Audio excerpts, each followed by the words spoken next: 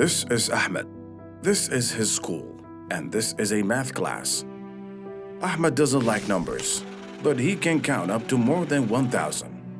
Some numbers for him are impossible to forget, like the date of the day when he was sitting on a chair. Few seconds later, he started to count how many members his family lost. The total number was all of them. Many numbers like these are difficult for Ahmed to comprehend, stating the violations of human rights in Yemen. As constructing human rights, members uncovering the story behind each number. Mwatana for Human Rights has been inquiring about these stories through field research since 2007 in order to stop human rights violations and create a society that guarantees equity and justice for all. The principles of Mwatana include precision and objectiveness in research, rejection of violence, integrity, independence, and neutrality. Mwatana stands distant from all parties of the conflict and sides only with the victim. 100 members of Mwatana work all across Yemen to reduce violations and promote awareness of human rights. As for Mwatana's process of work, here's another story. In an isolated mountainous area to the northeast of the city of Rada, 15 houses from the village of Yakla. One night, the residents were woken up at 2 a.m. by the sounds of heavy shooting and exploding shells. 15 was also the number of civilian casualties. Arazan, a 10-year-old child, told Mwatana about the last moments he spent with his family, as his grandfather went out through the front door and was killed immediately.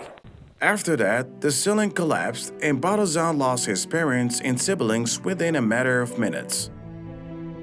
Mwatana took the first step to document the violation by taking the testimonies of 13 villagers and ensuring the validity and accuracy of information. Based on this information, Mwatana produces reports, data, and press releases on the human rights issue, later incorporating it into recommendations to the concerned parties, including those of the conflict.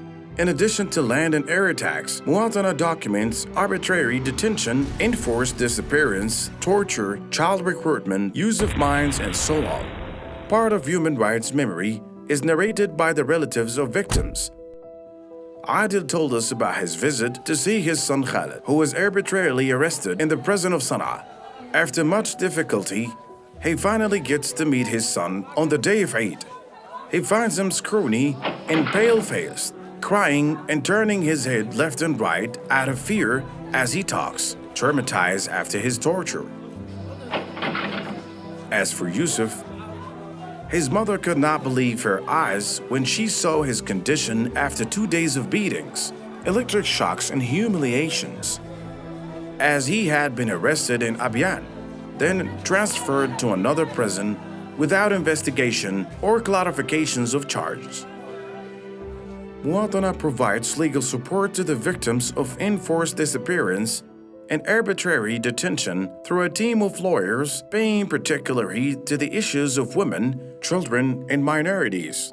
Mwatana's legal support has resulted in the release of more than 600 victims. Nevertheless, many more are still waiting behind dark walls. Since September 2014, the suffering of Ali, Ahmed, Abir, and other civilians has been continuing up till today. Such agonies occur to victims when there is an absence of accountability and justice.